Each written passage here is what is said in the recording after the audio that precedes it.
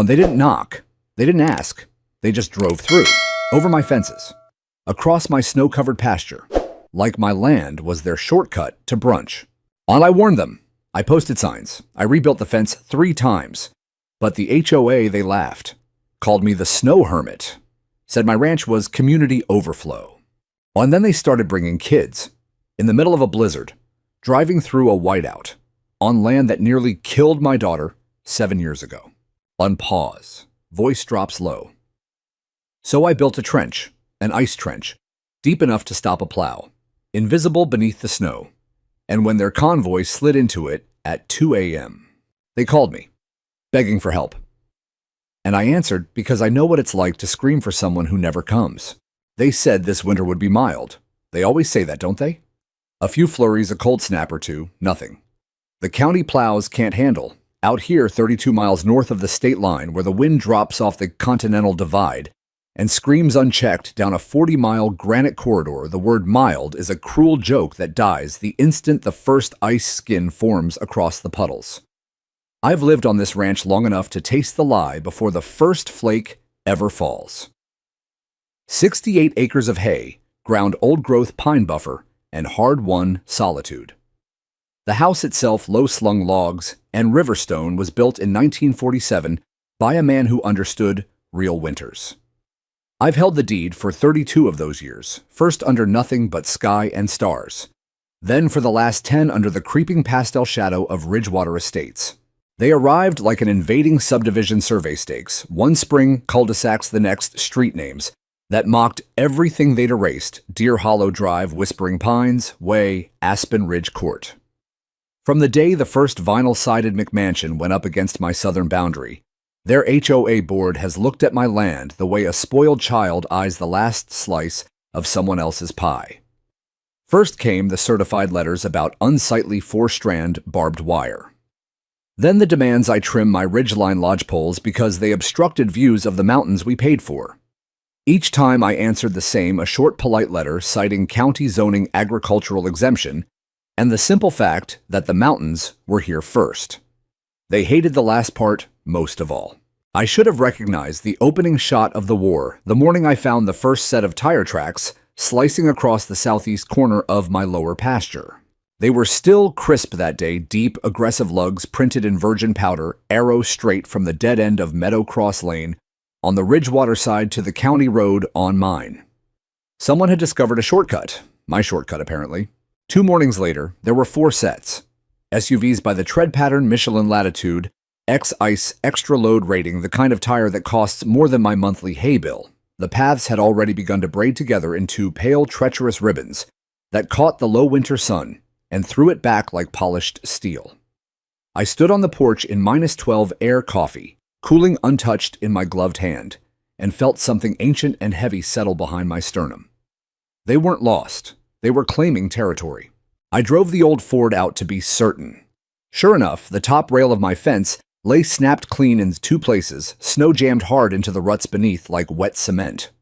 One cedar post leaned at a drunken 45 degrees, fresh white splinters, glowing against the dark bark. Someone had hit it deliberately bumper first and kept going. This wasn't wind or erosion. This was declaration of eminent domain by entitlement. I tried the civilized route first because that's what you do when you've spent 25 years pulling strangers out of the wilderness and still believe words can matter. I printed bright orange notices on the heaviest cardstock I had. Private property, no trespassing, dangerous winter conditions, violators will be prosecuted.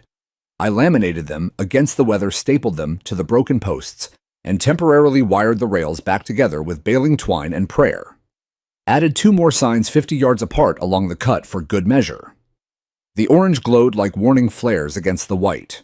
Next morning, 1 sign had been torn down and thrown face first into the drift like trash. The others hung crooked bullet hole punctures through the lamination where someone had used them for target practice with a .22. That afternoon, the voicemail arrived. Mr. Jack Rayner, this is Denise Whitlock, Vice President of the Ridgewater Estates Homeowners Association. Her voice was honey over broken glass. I'm sure you've noticed the increased traffic across the corner of your field. Given the current plowing delays, your property has unfortunately become a critical winter access point for our residents. Blocking it is not only inconsiderate, it creates a potential liability issue for you personally. We'd appreciate your immediate cooperation. I played it 3 times, volume turned up until the speaker crackled just to be certain my ears weren't frostbitten. My land was now their critical access point. I saved the message, labeled the file Evidence 001, and felt the last ember of neighborly patience go cold. Then the real blizzard came. Not the polite kind that dusts the driveway and makes the kids cheer. This one arrived roaring off the divide after dark wind, clocked at 60, sustained with gusts, to 85 snow so thick it erased the horizon in minutes. Drifts climbed the north side of the barn like slow-motion avalanches. I stayed inside wood stove, glowing cherry red lamplight flickering across old search and rescue maps, while the house groaned and popped in the cold. On the 3rd day, the sky cracked open just long enough for me to plow a path down to the lower field. 6 separate vehicles had crossed my pasture at the height of the storm. Deep ruts, frozen into corrugated ice, one entire section of the fence crushed flat and half buried under a drift taller than my head. Some tracks veered wildly left and right, as though drivers had wrestled the wheel on black ice and barely won. One set ended in a long, frantic fishtail that stopped inches from the drop-off into the ravine I knew was there even when I couldn't see it. I stood in the screaming windscarf frozen to my beard and felt the disbelief harden into something quieter, heavier, and infinitely more dangerous. The cold metallic certainty that comes when you realize words are finished forever. They weren't just trespassing now. They were rolling dice with other people's lives on ground that had never once in its history forgiven arrogance. I called the sheriff's non-emergency line the way you throw a rock into a frozen lake at night. You already know it's going to disappear without a sound. The deputy who answered was chewing something and sounded like he'd rather be anywhere else. Yeah, trespass on private ag land during storm conditions. We'll make a note of it, Mr. Rayner. Roads are still closed county-wide. Might be a few days before a unit can roll out that far. A few days. Translation, never.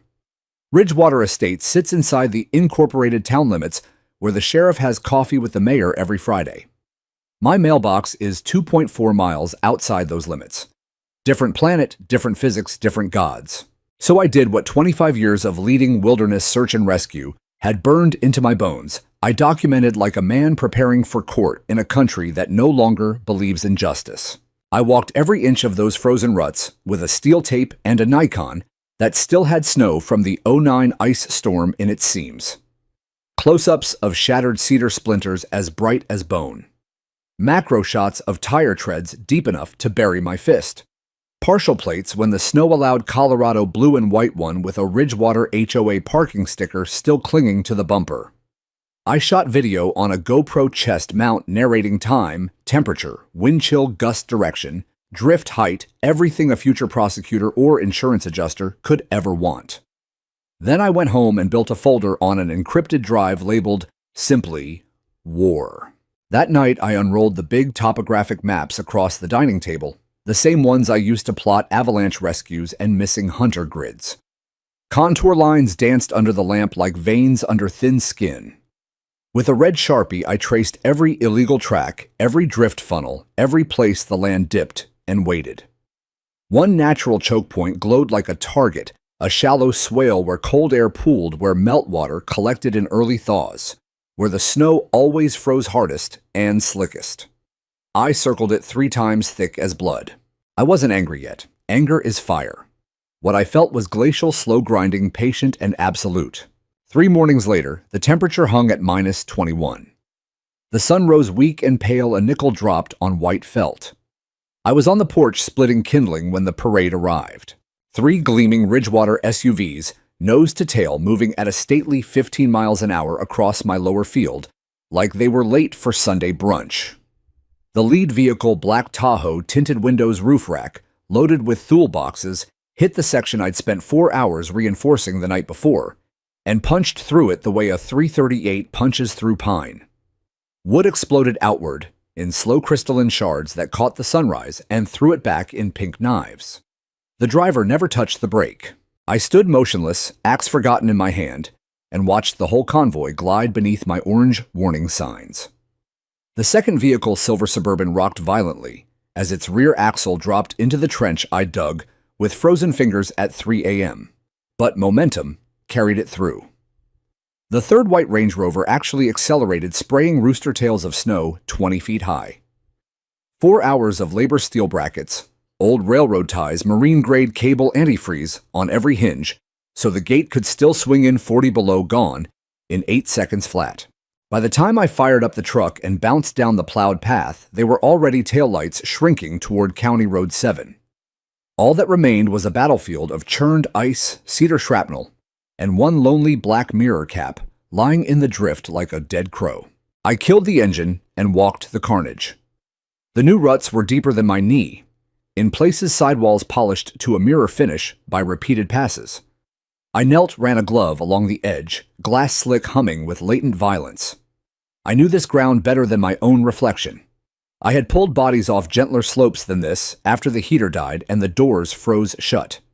One slide here, one loss of traction, and 2 tons of Detroit steel would pinwheel into the ravine faster than a prayer could leave your mouth.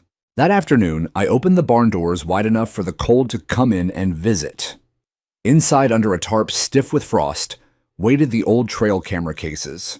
Pelican hard cases, military surplus caked in dust, and mouse nests. I cracked them open like coffins. Batteries still held charge. I mounted one high in the ancient bur oak that guards the fence line, lens angled down like a sniper. The second I buried behind a round bale aperture peeking through straw, just enough to catch plates and faces. Motion-triggered infrared 4K weatherproof to -40. I had once used these to study coyote travel corridors and poacher patterns. Coyotes at least read the room. That night, the mercury bottomed out at -29. The house cracked and groaned like a ship in polar ice. I lay awake under 3 quilts, listening to the eaves scream. At 2:14 a.m., the phone on the nightstand lit up motion alert. I padded barefoot to the kitchen monitor. Grainy night vision footage filled the screen. Headlights stabbed through a curtain of diamond dust, a lone red Lexus RX, nosed up to the wreckage of my fence, paused driver silhouette, clearly turning to stare straight into my oak-mounted camera, then floored it. The vehicle lurched, fence wire sang like a guitar string, and the Lexus shot forward into the dark. I zoomed frame by frame until the plate was readable, Colorado 7B K9M1. Ridgewater HOA President Parking Permit Number 001. I saved the clip, labeled it Exhibit A, 02-1437, and felt the last ember of civilized hope freeze solid and drop out of me like a spent casing. The next morning, I printed 30 stills on glossy 8x10, slid them into a manila folder thick as a Bible, and drove into town. The Ridgewater HOA office was a double-wide construction trailer parked beside the half-built clubhouse, wrapped in vinyl banners that promised elevated mountain living, starting in the low 800s. I knocked with knuckles already white from the steering wheel. The door cracked open and Karen McAllister looked out, blonde highlights. Perfect lips, the color of fresh blood, North Face puffy coat that had never seen actual weather. Yes, I need 5 minutes with the board. She glanced at the folder in my hand and sighed the sigh of a woman who bills $400 an hour. I held up the 8x10 of her red Lexus mid-trespass timestamp, glowing like an accusation. Her pupils contracted to pinpricks. For one heartbeat, the mask slipped, and I saw the calculation behind the Botox. How much did he actually capture? She recovered, offered the tight smile of a woman who has never lost an argument she paid for. Mr. Rayner, I understand you're upset, but Meadow Cross Lane was master planned to eventually connect through. It doesn't connect. It never will. That land is zoned Ag 35 and has been since 1953. She folded her arms under the puffy coat. Your field is the only straight shot to County Road 7 when the plows fall behind. Emergency vehicles struggle to reach us when the subdivision roads ice over. So you built a subdivision on roads you knew couldn't handle winter. And now my land is your plan B.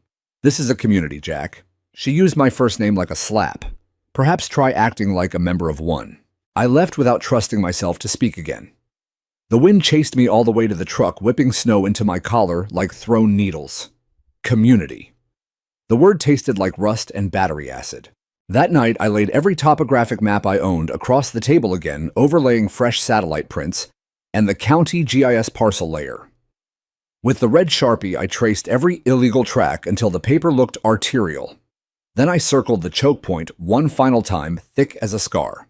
They didn't respect fences. They didn't respect signs. They didn't respect the storm. Fine. Let them meet something that respects nothing at all. The idea didn't arrive like a thunderclap. It arrived the way a cornice fails slowly, silently, then all at once, with the weight of an entire winter behind it. 3 mornings later, the sky hung the color of old pewter sun, barely a rumor behind the clouds. I was upstairs oiling the bolt of my old Weatherby when movement caught the corner of my eye. A silver Honda Pilot rolled across the lower field at 7:03 sharp, moving with the unhurried confidence of a vehicle that had done this every school day for weeks. Through the frost-laced rear glass, I could clearly see 2 child seats, small heads bobbing each time the tires dropped into a frozen rut. The driver 30s Navy peacoat, Ridgewater parent decal on the back window slowed at what was left of my boundary, hesitated exactly half a heartbeat, then eased forward. Bent posts scraped the undercarriage with a sound like tearing sheet metal. A little girl in the back turned to watch the fence disappear behind them, her pink mittens pressed to the glass. Something hot and sharp clawed its way up my throat and lodged behind my eyes. I set the rifle down so hard the scope rang against the windowsill and was out the door before the coffee on the nightstand had stopped steaming. By the time my boots hit the field, the Pilot was already a fading plume of exhaust swallowed by the tree line. The illegal runway had become a thing of arrogant beauty. Dozens of passes had compressed the snow into a pale, polished boulevard of ice that caught what little light there was and threw it back like a warning. I knelt in the track, scraped a glove across the surface. Bullet hard. A deceptive half-inch of powder on top, then nothing but black ice all the way to permafrost. One twitch, one patch of wind-polished glare, and 2 tons of steel would slide sideways faster than ABS could ever pray. Another engine growled behind me, low and predatory. A white Ford Explorer roof rack loaded with ski bags. I stepped dead center of the lane, arms spread wide, red Carhartt coat flapping like a flag of war. The driver woman, late 20s, Ridgewater mom bun and Lululemon puffer, locked eyes with me for a full second, mouth open, in surprise, then veered hard right. Tires hissed, the SUV fish-tailed mirror clipped my sleeve hard enough to spin me half around and shot past in a cyclone of powder. The passenger, another woman, filmed the whole thing on her phone mouth, moving in what I could only assume were very community-minded words. I dropped my arms. The wind punched me in the chest and kept right on walking. Back in the barn, I paced between empty stalls that hadn't held cattle since the market crash of 2008. The cold soaked through the soles of my boots and rose up my legs like floodwater. Old ghosts rose with the dust, Ellie at 11, fearless, always one step too far ahead of me in the snow. February 2017, a late-season squall that rolled in faster than the NWS could update the ticker. One moment, her purple mitten was tugging my sleeve, laughing about how deep the drifts were. The next, the world went white and swallowed her whole. I had screamed her name until my voice shredded, searched on hands and knees when visibility collapsed to 3 feet following our own tracks before the wind erased them.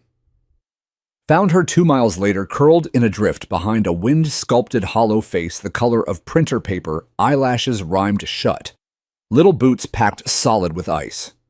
Carried her home through the void while the storm tried to peel the skin from my face, and the cold reached straight into my chest and squeezed.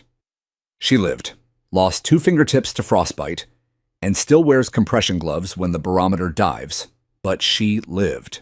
I never forgave the mountain for almost taking her. I never forgave myself for turning my back for 3 seconds. And now, strangers were dragging their own children across the same kind of ground in worse weather for the sake of shaving 4 minutes off the commute to private school. I slammed my fist into the side of a stall so hard, the entire wall rang like a bell. Dust drifted down through the shaft of light from the high window. That night, I sat at the kitchen table with the trail cam monitor glowing ghost green in front of me. 5 more crossings after dark. 3 with booster seats clearly visible. One vehicle, a black Escalade, actually had a child standing up in the back, face pressed to the rear window, waving at something I hoped was not my camera. In another clip, a pink scarf fluttered out an open window like a surrender flag before the SUV vanished into the dark. I paused, the frame zoomed until the pixels bled, and stared at it for a long, long time.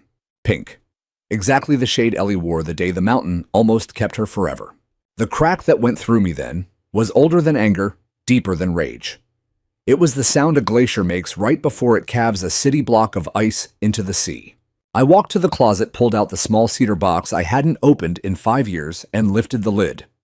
Inside lay a single child's mitten, purple stiff with old frost thumb, still curved in the shape of the last small hand that had filled it. I held it against my cheek and felt the temperature of that February day all over again, the way the cold had reached straight through my coat and wrapped its fingers around my heart and squeezed until something inside me broke forever. No more. At first light, I rolled the rescue trench cutter out of the back shed. I built her myself in 2008, after the ice storm that stranded the McIntyre family on South Ridge for 18 hours.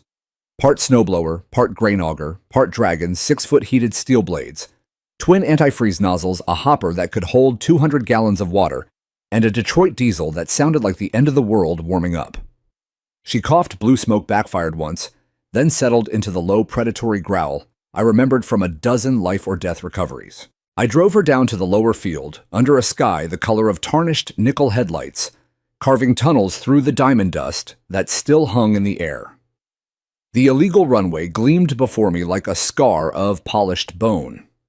I chose the narrowest throat just past the halfway mark, where the land dipped toward the unseen ravine, where wind had sculpted natural snowbanks on either side like ramparts. The temperature was -24 and falling. Perfect. I lowered the blades.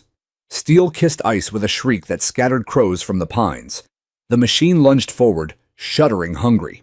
3 feet deep, 5 feet wide, angled to follow the natural fall line, so it looked like nothing more than a shallow swale to any eye that didn't know the land the way I did. I sprayed tank water in thin, even coats, let the Arctic air flash freeze each layer into something stronger than concrete and twice as treacherous. By dusk, the cut was invisible under a fresh 8 inches of powder, a flawless white carpet hiding a wound in the earth that no tire could ever hope to cross without paying the toll. I killed the engine and stood at the edge in the failing light breath pluming in slow-motion clouds. The wind moaned across the field and poured into the new scar like water seeking its own level. Somewhere in the distance, a coyote began to sing long and mournful. I felt the land settle around the cut like it had always belonged there. Not a trap. Not sabotage, just winter finally allowed to speak in its own voice. Let them come, I thought. Let the snow teach the lesson they refused to learn from me. The trench worked faster than even I expected. It took exactly 1 night. I was on my second cup of coffee watching the horizon turn the color of a fresh bruise when the sound reached me, a low, mechanical whine, followed by the unmistakable panicked revving of tires spinning on nothing. Then came the rhythmic thud, thud, thud of a heavy SUV bouncing where no SUV should ever bounce. I stepped onto the porch without a coat. The cold slapped me awake better than any caffeine ever could. There she was. A dark blue Chevrolet Suburban nose-high rear end, sunk almost to the axle, in the exact spot where the hidden ice seam dropped away. The back tires whirred uselessly, throwing up fans of powder that glittered in the first weak shaft of sunlight. The driver was gunning it in 4 low, rocking the vehicle back and forth like a trapped animal trying to chew its own leg off. Every time the front end rose, the rear sank deeper. Perfect. Before I could even reach for binoculars, a second vehicle crested the rise behind the Suburban, a pearl-white Honda CR-V late to the party, and too committed to stop. The driver 30's blonde ponytail, Ridgewater soccer mom stickers all over the back, stood on the brakes, too late. The CR-V fishtailed violently, slid sideways, and slammed into the Suburban's rear quarter panel with a sound like 2 shopping carts colliding in hell. Both vehicles jerked to a halt at drunken angles, half in the trench, half on the deceptive crust steam billowing from under hoods that suddenly looked very small against the vast white. I stood motionless on the porch, arms folded, and felt something close to peace. By the time I had pulled on full Arctic gear and fired up the tracked Polaris Snowcat, the wind had risen again, whipping powder into low, hissing snakes across the field. I approached, slow, deliberate, The way you approach a fresh avalanche slope you know is still hungry. The Suburban's driver was already outpacing in knee-deep snow beside her vehicle phone pressed to her ear, North Face coat flapping like a broken sail. I recognized her instantly from last fall's Ridgewater newsletter oversized novelty check perfect smile caption reading, Karen McAllister, President Ridgewater Estates, HOA, raising the bar for community excellence. Of course it was Karen. She spotted me coming and lowered the phone long enough to point at the trench as if it had personally insulted her bloodline. Did you dig this? She barked, voice cracking on the wind. I killed the snowcat engine 50 yards out and let the silence answer first. You mean that natural depression? I called back, voice flat. Been there for decades. Snow just likes to pool in the low spot. Don't play stupid with me, Jack. That is a man-made cut, if I've ever seen one.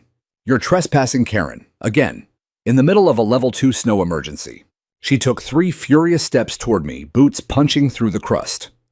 This is recognized community overflow access during declared emergency conditions. We have every right to safe passage. No, I said, stepping off the cat and planting my boots wide.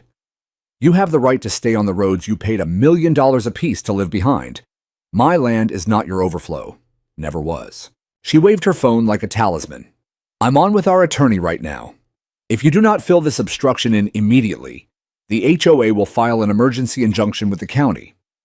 You are actively endangering residents. I actually laughed. It came out low and rough, more growl than humor. You're telling me I'm endangering you by forcing you to stop driving illegally across private property during a blizzard. That's a new one, even for you. Her face went the color of raw steak beneath the fur hood. There are children in these vehicles. The words hit harder than I wanted. I looked past her.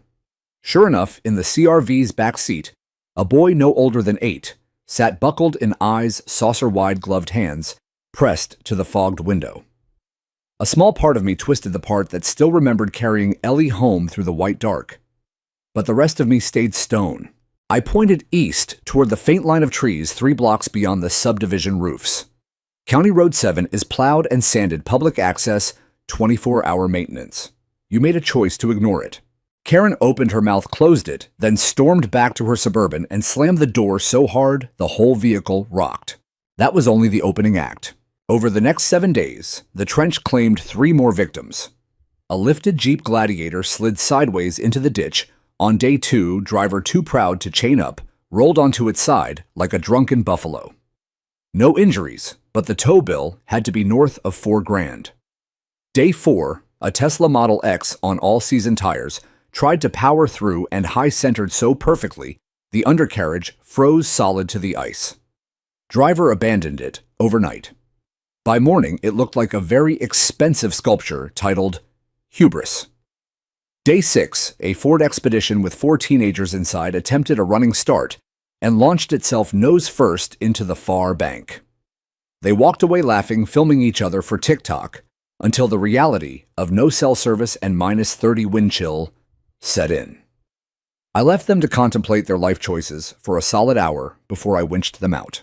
I documented every incident with religious zeal, timestamps, weather logs, license plates, driver faces, damage photos, audio recordings of the spinning tires, and muffled cursing. By Friday, the encrypted drive held a folder simply titled Receipts. Then came the letter. It arrived on official Ridgewater Estates, letterhead thick cream stock, gold foil, crest slipped into my mailbox like a perfumed death threat. I read it 3 times by the wood stove while the coffee went cold. Key highlights, translated from legalese. I was creating hazardous conditions prejudicial to public welfare. I was failing to maintain safe transitional access between bordering properties. I was guilty of reckless endangerment of minor children during declared snow emergency conditions. They cited a non-existent historical right-of-way and a pending emergency easement claim with the County Land Use Board.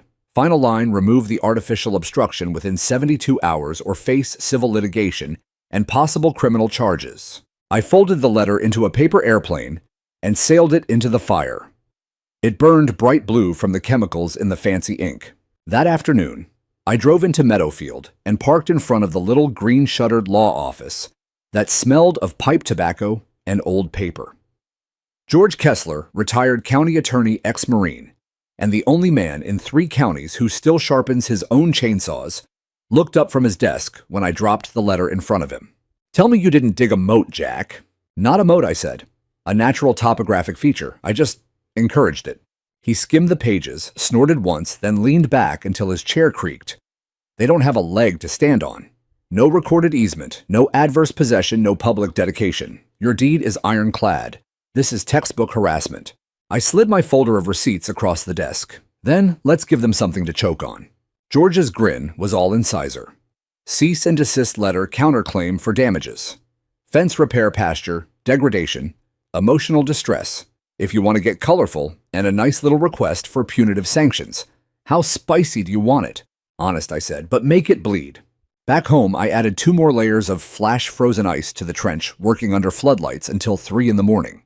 Then I pounded in reflective stakes every 10 feet along the approach, not out of kindness, but to bulletproof myself against any future claim of unmarked hazard. The trench now looked exactly like a flat, innocent field, until you were already committed. That night, I sat with a bourbon I didn't taste and watched the trail cam feed cycle on the big monitor. Outside, the wind picked up again, driving snow sideways in sheets that erased the world beyond 50 yards. A new storm was coming. Bigger, meaner. The forecast called for 30 inches and 50-mile-an-hour winds. Perfect. I raised my glass to the dark beyond the window. Come and get it. The second storm arrived like the wrath of an old god who had been ignored too long. It started as a low, almost polite moan in the chimney around midnight, then built into a full-throated roar that rattled every pane of glass in the house. Snow came sideways, then upside down, then in spirals that defied gravity. The mercury dove to -34 and kept falling. The Weather Service upgraded it to a full blizzard warning red banner screaming across every screen, travel strongly discouraged, whiteout conditions, wind chill to 65° RF. I sat by the stove with the trail cam monitor glowing in front of me, volume muted so only the wind spoke. At 01:47 a.m., the first motion trigger lit up the screen. A convoy. 3 sets of headlights pierced the white chaos in single file, crawling at barely 10 miles an hour. Led vehicle Karen McAllister's silver Lexus RX roof lights strobing like she thought that made her official. Behind her, a black Jeep Grand Cherokee with a rooftop cargo box, and bringing up the rear, a white Audi Q7 with a child seat silhouette visible even through the snow blur. They were trying it again. In the middle of the worst storm in 8 years, with kids in the back. Every muscle in my body locked, so hard the bourbon glass cracked in my hand. I watched breath shallow as the Lexus reached the approach stakes I had so helpfully placed. Karen slowed, crept forward, headlights sweeping the deceptive white carpet. For one heartbeat, I thought she might actually turn around. Then the Lexus nosed ahead, front tires crossing the invisible line. The drop was instantaneous. The front end fell 6 inches, then a foot, then the entire vehicle lurched violently downward as the ice crust gave way. The Lexus tilted hard, left rear end swinging wide like a compass needle gone mad. The Jeep behind tried to brake, locked up, and slid sideways into the trench with a metallic crunch that carried even over the wind. The Audi clipped the Jeep's rear bumper and spun 180 degrees, ending up facing back the way it came, headlights staring into the storm like a blinded animal. Absolute chaos. Karen's door flew open and she half fell into knee-deep snow phone already glowing against her cheek.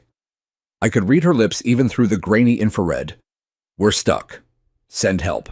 15 minutes later, my phone rang. Unknown number. I let it ring 4 times before I answered. Mr. Rayner. Karen's voice was stripped of every ounce of HOA polish, thin and shaking. We have a situation. We're stuck. It's bad. There's a child in the Audi. He's only 6 and the heater just died. The snow is coming in through the cracked window. Please, we need help. For a long moment, the only sound was the wind screaming around the eaves. You crossed my land again, I said. My own voice sounded like it belonged to someone else, someone carved out of the same ice that now held them prisoner. I know, she whispered. I know, I thought we could make it. The other path was blocked by a jackknifed semi. Please, Jack, I'm begging you. I looked at the monitor. The boy in the Audi had climbed into the front seat and was curled against the driver, a woman whose body language screamed pure terror. The Jeep's driver was outside trying to dig with a yoga mat. Useless. Something inside me shifted. Not forgiveness, not yet. But memory. The memory of standing in a storm exactly like this one, screaming a little girl's name into a void that didn't care. "I'll be there in 20, I said, and hung up. I suited up like I was heading into combat, double layers of Carhartt balaclava goggles, the full rescue kit I hadn't touched in years. I fired up the big orange Polaris Snowcat, the same machine that once pulled a school bus full of kids out of a drift on Highway 14. The 800cc engine roared to life like it had been waiting for this moment too. The trip that normally took 4 minutes took 25. Visibility was measured in feet. The GPS was useless.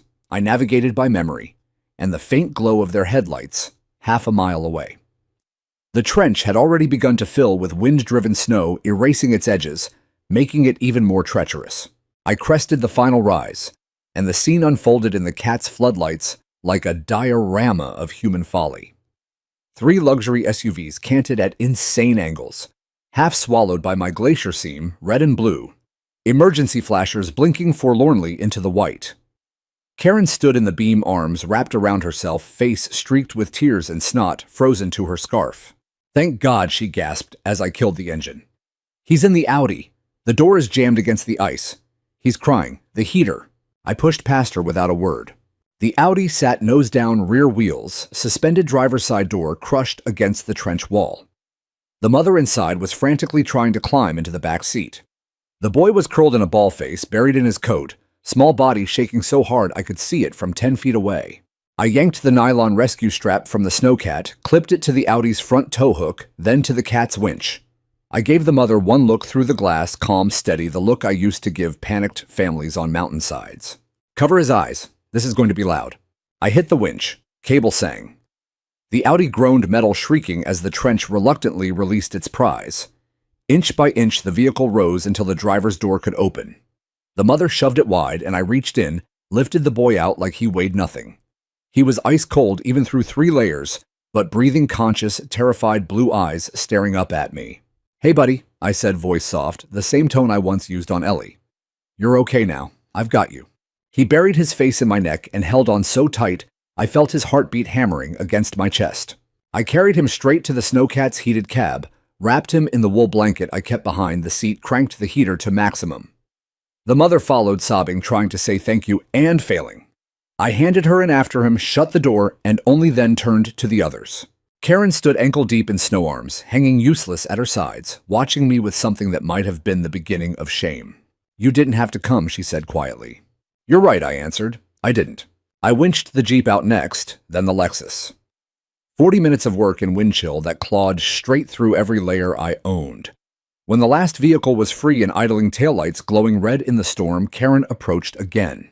"We didn't know it was this deep," she said, voice barely audible over the gale. "Or this slick." "You didn't want to know," I told her. "That's worse." She looked at the trench, now partially revealed by churned snow and floodlight, a black scar across the white. "I was wrong," she said. "Flat. No drama. Just fact." I studied her for a long moment.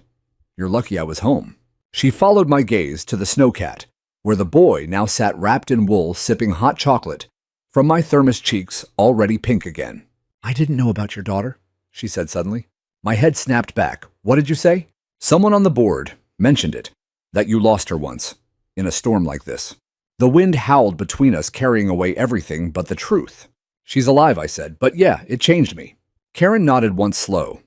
Then she climbed into her Lexus without another word. The convoy reversed, carefully turned, and crawled away, headlights swallowed by the storm within seconds. I stood alone in the white dark for a long time, floodlights cutting tunnels that ended in nothing, the trench already healing itself under fresh snow. When I got home, I saved every second of the rescue on a separate, encrypted drive labeled Mercy. Because sometimes the most powerful weapon isn't the one you use, it's the one you choose not to. The storm finally broke on the 9th day. The sky cracked open like a bruised egg and spilled pale, exhausted light across a world that looked freshly laundered and hung out to freeze. Drifts stood 6, 8, 10 feet high in sculptured waves. The trench had vanished completely under wind-polished sastrugi. Only the reflective stakes I'd planted still winked like guilty witnesses.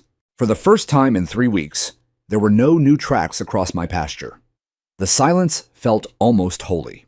But silence never lasts when people like Karen McAllister are involved. Thursday, 10:17 a.m. My cell buzzed on the kitchen table. Local number not in contacts. Mr. Jack Rayner. The voice was calm, professional, with just enough gravel to remind you he'd seen things. Deputy Alan Stratton, Meadowfield County Sheriff's Office. Got a minute? My gut tightened the way it used to before a night recovery on a 50-degree slope. Speak. We received a formal safety inquiry request from Ridgewater Estates HOA. They claim your property now constitutes an ongoing hazard to emergency access during inclement weather. They've submitted drone footage, pretty dramatic stuff of 3 vehicles stuck adjacent to what they're calling an unmarked man-made ice trench. They want a site inspection and possible condemnation for public easement. I let the silence stretch until the deputy cleared his throat. They also failed to mention I said that every one of those vehicles was trespassing on private land at 2 o'clock in the morning during a red flag blizzard, or that I'm the one who pulled them out, including a 6-year-old boy whose mother still sends me thank you texts. Another pause. I could almost hear him smiling. Funny, Deputy Stratton said. I've got your old Sayre jacket hanging in my locker. Did the South Ridge recovery with you in '09. Small world. I exhaled for what felt like the first time in weeks. Look, Jack, he continued, voice lower now. I have to open the file. It's on the books. But between you, me, and the fence post, this is going exactly nowhere. Your outside incorporated limits no recorded easement, and your deed predates their subdivision by 74 years. As long as nobody's claiming malicious intent with, say, punji sticks or landmines, you're bulletproof. Appreciate the heads up, Alan. Anytime, Snow Soldier. He chuckled, then added, fair warning, though, they're lawyering up hard. Word is they're pushing for an emergency public hearing next Wednesday. They want blood in front of an audience. I hung up and stared out the window at the white ocean that used to be my lower field. Let them come. That same afternoon, a second call came, this one from a number I didn't expect. Mr. Rayner, this is Melissa Tran. A beat. The name clicked, the mother from the Audi. The one who had cried into my shoulder while I carried her son to warmth. Hi, Melissa. I resigned from the board this morning. Her voice was steady, but I could hear the tremor underneath. Effective immediately. And I'm not the only one. 3 others are drafting letters tonight. I waited. I need you to know, she said, what happened that night in the storm. Karen spun it inside the HOA like you endangered us. Like you're some angry hermit playing games with ice. She's got half the board terrified you're going to sue them into bankruptcy. The other half are starting to ask questions she can't answer. Good questions take time to kill a lie, I said. There's an open community hearing next Wednesday at the clubhouse, she went on. They're calling it Emergency Winter Access Solutions. It's a trap. They want to vote on forcing a seasonal easement across your land. They've already reserved the big room, hired an attorney from Denver, printed glossy packets with drone photos of the trench. They're planning to make you the villain on a 60-inch screen. I felt the corner of my mouth twitch. Then I'll bring my own projector. Melissa laughed once, surprised. I was hoping you'd say something like that. I'm testifying. So are 2 other parents who were in those vehicles. We're done being pawns. After she hung up, I walked the southern fence line one more time, boots punching through the crust with satisfying crunch, crunch, crunch. The reflective stakes stood in a perfect line, innocent orange flags marking the edge of a war that was about to go very, very public. That night, I did 3 things. First, I pulled every trail cam card, copied the entire archive onto 2 fresh encrypted drives, and labeled them Hearing, Do Not Lose. Second, I opened the cedar box again, took out Ellie's old purple mitten, and laid it on the table beside the stack of evidence. Then I took a picture, not for the hearing, just for me. Third, I called my daughter. She's 19 now, sophomore at Colorado State, studying environmental science, because someone has to speak for the land when people forget how to listen. When she answered, I could hear dorm noise in the background, laughter, a guitar, someone yelling about pizza. Daddy, the way she still says it melts me every time. Hey kiddo, got a favor to ask. Anything. There's a hearing next week. Bunch of rich folks trying to claim part of the ranch. I need to borrow your voice for 5 minutes. Silence. Then, you mean the trench story, the one Mom told me never to post on TikTok. That's the one. I've been waiting for you to ask, she said, and I could hear the smile. Send me the date. I'll be there. Wednesday, February 19th, 6:30 p.m. Ridgewater Estates, Community Clubhouse. I walked in wearing the same red Carhartt coat I'd worn the night I pulled them from the ice boots, still carrying snow from the ranch. The room was packed easily, 200 people folding chairs in perfect rows, HOA board, at a long table up front, like judges at a dog show. Karen sat center hair flawless, navy power suit, pressed within an inch of its life. She didn't look at me when I entered. I wasn't alone. Melissa Tran stood near the front row, arms crossed, eyes locked, on Karen. Beside her were two other mothers from the convoy night, and one very sheepish-looking dad in a Patagonia vest. More residents I didn't recognize kept glancing my way, some hostile, most curious a few, already nodding hello like they'd been waiting for this. The meeting opened with the usual theater pledge minutes treasurer's report. Then the agenda item that sucked every ounce of air from the room. Item 7. Emergency winter access across adjacent properties. Discussion and possible vote. Karen stood, clicked her remote, and the 60-inch screen behind her lit up with a drone shot of my trench glowing neon blue against the snow arrows and red circles like a crime scene photo. As you can see, she began voice, smooth as polished marble. One neighboring landowner has chosen to artificially modify terrain in a way that directly endangers Ridgewater families during winter emergencies. She went on for 7 full minutes, statistics about plow delays, ambulance response times, historical usage patterns, the works. Every slide painted me as the reckless recluse who dug a moat because he hates children. When she finished, the room was so quiet I could hear the projector fan. Karen turned to the crowd with her best concerned mom smile. I now open the floor for public comment, and I'd like to invite Mr. Jack Rayner if he's present to explain his actions. 200 heads swiveled. I stood slowly, walked to the microphone stand they'd placed front and center like a pillory, and looked straight at Karen. My name is Jack Rayner. I've lived on that ranch since before most of you learned what an HOA was. And tonight I brought receipts. I reached into the leather satchel at my feet and pulled out the thickest folder in the room. I set the folder on the little podium with a deliberate thud that echoed through the clubhouse like a judge's gavel. Inside this, I said, voice calm enough to carry to the back row without the microphone, are 312 pages. Every photograph, every trail cam clip, every license plate, every timestamp, every written warning I delivered, and every voicemail you ignored. But tonight, I'm only going to need about 15 of them. I opened to the first tab and held up an 11/17 color print, the orange trespassing sign with a 22 hole through the word private. January 14th, first sign, shot for sport. Second print, Karen's red Lexus, frozen mid-trespass timestamp, glowing 02:14 a.m. January 17th, HOA president breaking her own rules at 2 in the morning. A ripple went through the room. Someone in the back actually gasped.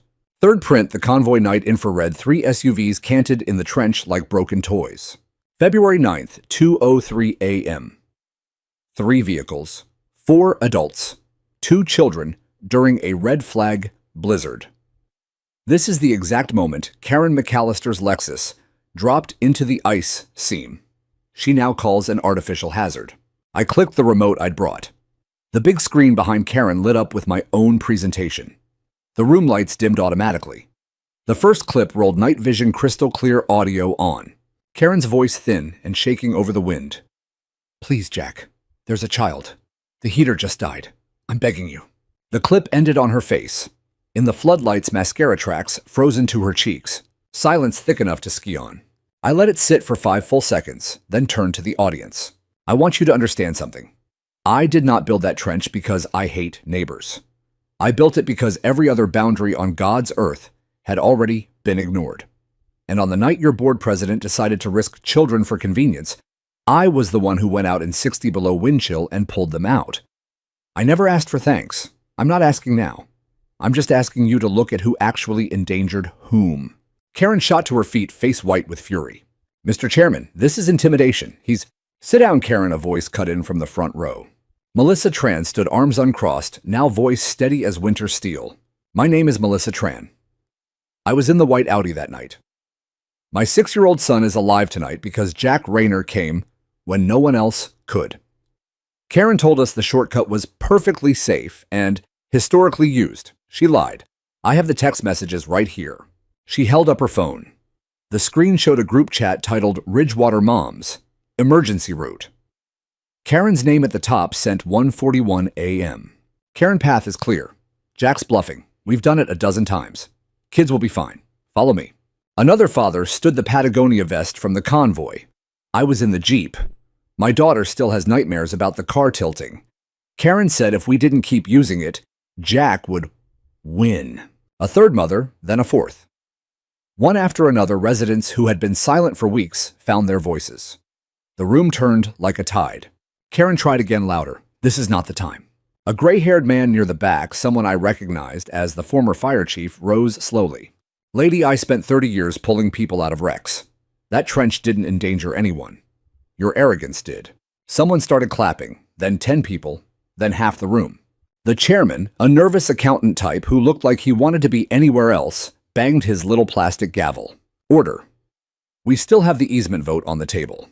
No, Melissa said, stepping into the aisle. We have a new motion. She turned to the crowd. I move to immediately withdraw the emergency easement request, issue a formal letter of apology to Mr. Rayner, and open a full ethics investigation into the current board's actions beginning with President McAllister. Second, 3 voices shouted at once. All in favor. Hands shot up like a forest of green flags. I counted at a glance, easily 75%. Opposed. Karen's hand went up alone, trembling. A few diehards followed, but they were drowned. The chairman swallowed hard. Motion carries. The easement request is dead. Meeting adjourned. Pandemonium.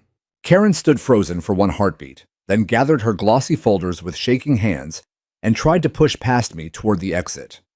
I didn't move out of her way. You didn't have to destroy everything, she hissed under her breath. I didn't, I said quietly.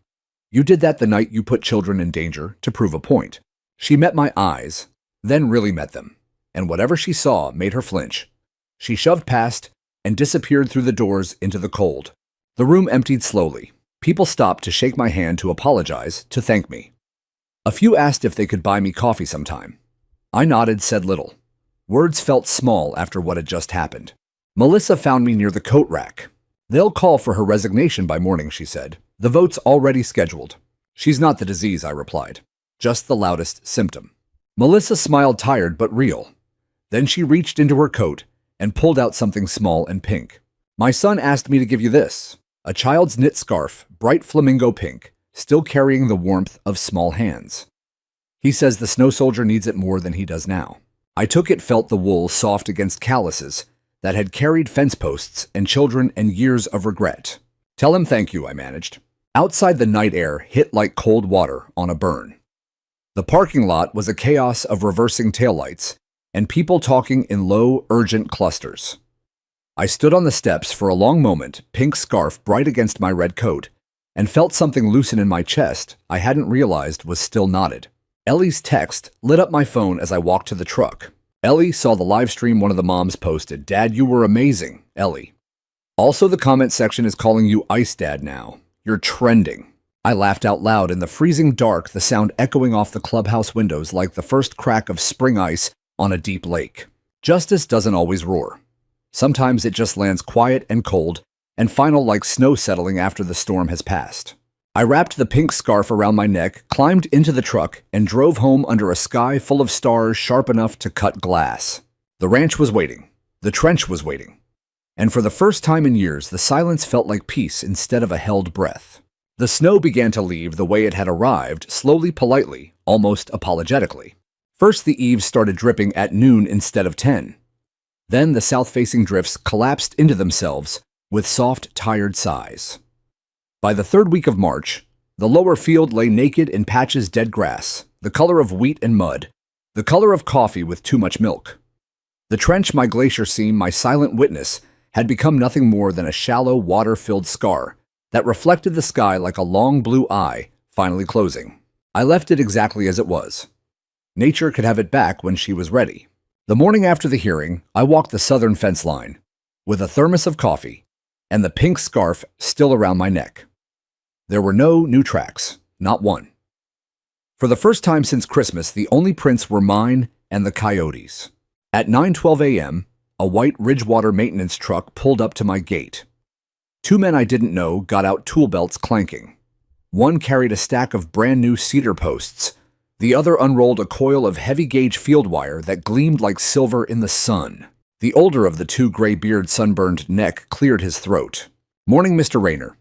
Official work order from the HOA. Full replacement of the south fence posts, wire 2 gates the works. At our expense. Will be done in 3 days if the ground stays thawed."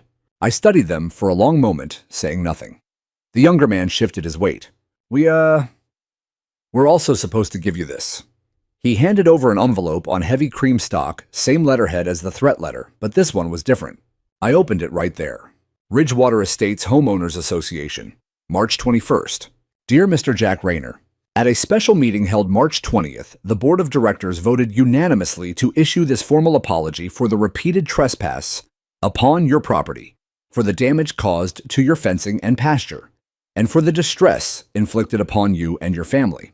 Effective immediately, Ridgewater Estates rescinds any and all claims past, present, or future to access across your land.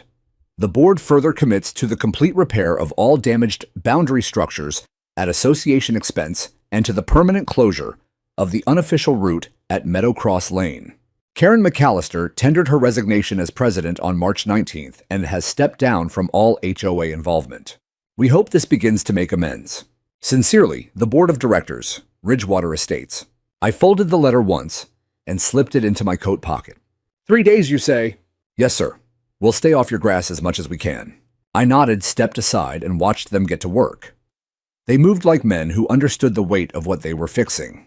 That afternoon, Deputy Stratton stopped by with a thermos of his own store-bought hazelnut creamer, the good stuff. We sat on the porch tailgate drinking in silence while the hammers rang across the field. "You see the online forums?" he finally asked, grinning. I try to stay off the internet. Too late. Somebody leaked the hearing footage. You're at 2 million views and climbing. Top comment is, "Ice Dad for Sheriff." Second is a gif of you staring down Karen set to Metallica. I snorted into my coffee. Also, he said counties dropping the inquiry. Case closed before it ever opened. He left after one more cup, tipping his hat like we were in an old western. 2 days later, the fence was finished, straight, tall, tight as a drum. They even hung 2 new signs professionally made forest green with gold lettering. Private property, no trespassing, trespassers will be prosecuted. Ridgewater Estates respects this boundary. At the bottom, in smaller letters, "Thank you, Jack." I ran my hand over the top rail. The cedar was still cool and fragrant. April arrived with mud and robins. The trench became a seasonal creek for a week, then dried into nothing but a darker line of grass. I planted alfalfa over it. By May, you couldn't tell it had ever been anything but earth. One Saturday morning, a small package showed up in the mailbox, no return address. Inside was a child's drawing on thick paper, an orange snowcat roaring across a white sea, a tall man in a red coat holding a pink scarf like a banner, and a stick figure boy waving from the cab.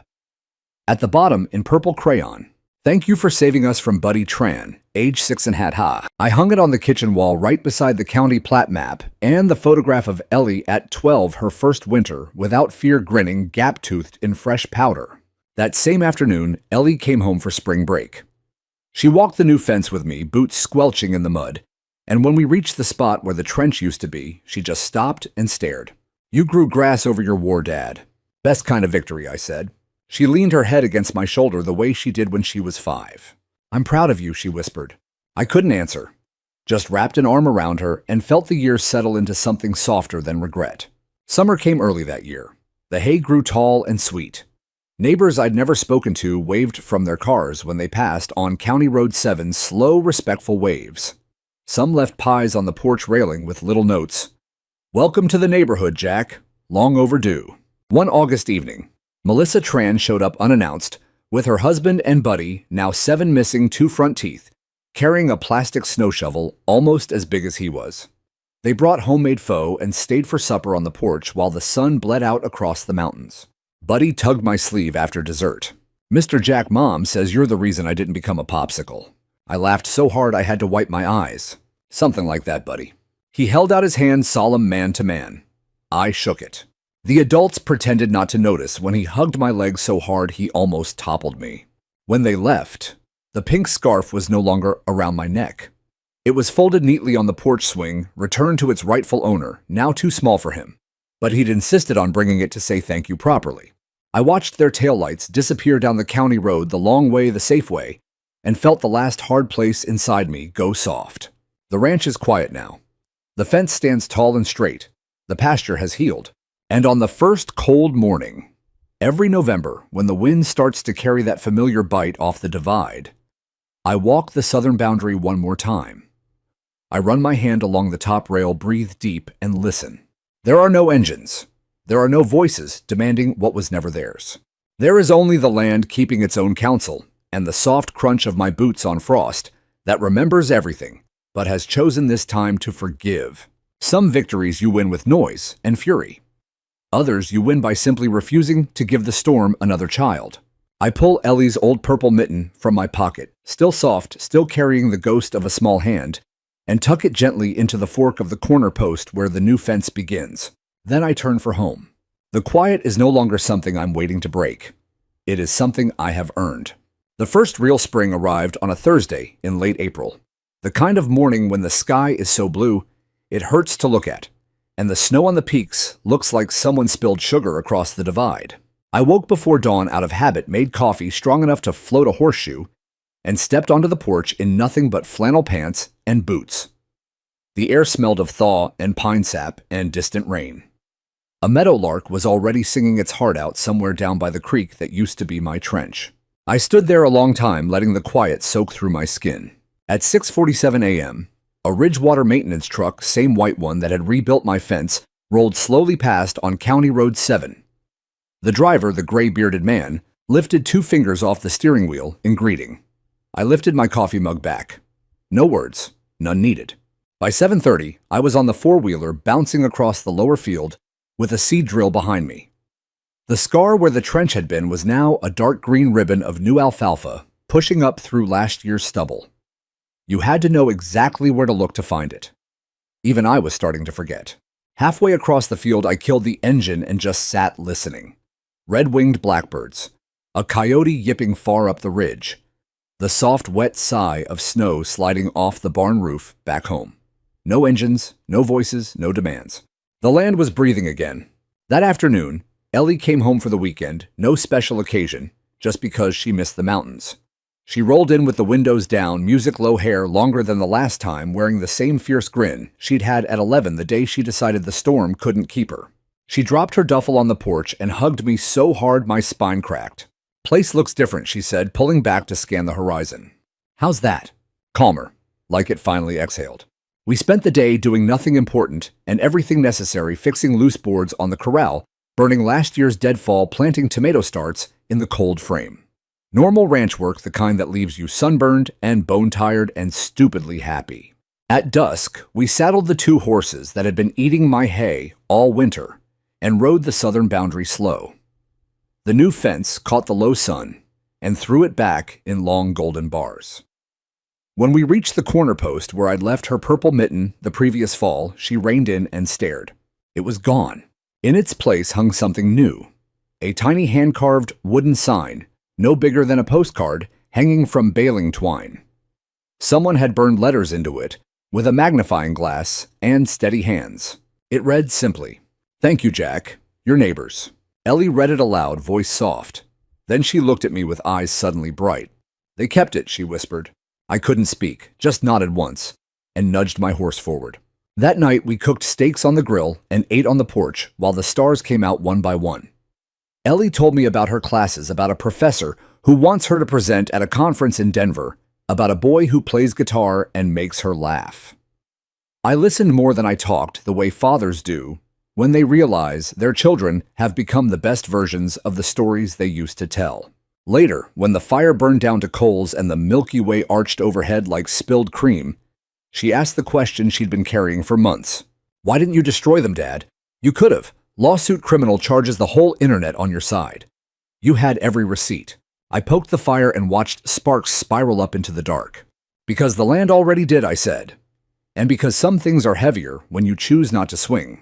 She was quiet for a long time. "I get it now," she said finally. "Mercy isn't weakness. It's the strongest thing a person can do." I reached over and tugged the end of her ponytail the way I had when she was 6. Smart kid. The next morning, I found another gift. Propped against the front door was a flat package wrapped in brown paper. Inside, a brand new, hand-quilted wall hanging. Log cabin pattern in shades of winter white mountain blue and the exact flamingo pink of Buddy Tran's scarf. In the center square, someone had embroidered in careful backstitch, "For the snow soldier who gave us back our children and taught us what boundaries are for Ridgewater families, spring 2025. I hung it above the fireplace between the search and rescue plaque I never look at anymore and Buddy's crayon drawing of the orange snowcat. May turned the high country green so fast, it felt like time-lapse photography. The hayfield exploded. Elk came down to the lower meadows at dusk, calves wobbling behind their mothers. I spent my days on the tractor windows open, radio off, letting the smell of cut grass and warm earth scrub the last of the winter out of my lungs. One Sunday in June, a convoy of vehicles, this time on the county road, polite and slow, pulled up to the gate. Melissa and her husband Buddy, now sporting a buzz cut and a missing front tooth, and half a dozen other families I recognized from the hearing. They brought picnic tables, coolers, and a banner that read, "First Annual Thank You Barbecue. All are welcome, especially Jack." They set up in the shade of the cottonwoods by the creek, kids running wild dogs, chasing sticks, smoke curling from grills loaded with brats and corn. Someone had even brought a keg of local IPA. Buddy marched straight up to me, solemn as a soldier, and saluted. "Reporting for snow soldier duty, sir." I saluted back, barely keeping a straight face. For 4 hours, I was surrounded by people who had once been strangers on the other side of a war. They apologized again quietly, individually, thanked me again, asked about the ranch, the horses, the best way to plant tomatoes in high-altitude soil. Nobody mentioned Karen. Nobody needed to. When the sun dropped behind the ridge and the kids started chasing fireflies, Melissa found me leaning against the corral fence, watching Ellie teach Buddy how to two-step to whatever was playing on someone's Bluetooth speaker. "You fixed more than a fence, Jack," she said quietly. "No," I answered, eyes on my daughter, spinning a laughing 7-year-old under the first stars. "You all did." That night, after the last taillight disappeared down the county road and the dishes were done, and Ellie had fallen asleep on the couch with a dog on her feet, I stepped outside one more time. The air was warm and soft, scented with hay and distant rain. Crickets had taken over from the meadowlarks. Somewhere down the valley, a coyote choir started up, wild and perfect. I walked to the corner post where the little wooden sign still hung, touched it once, then looked south across the dark field. No headlights, no demands, no ghosts. Just the land breathing steady and slow, keeping every promise it ever made. I stood there until the Milky Way wheeled overhead and the dew soaked through my boots.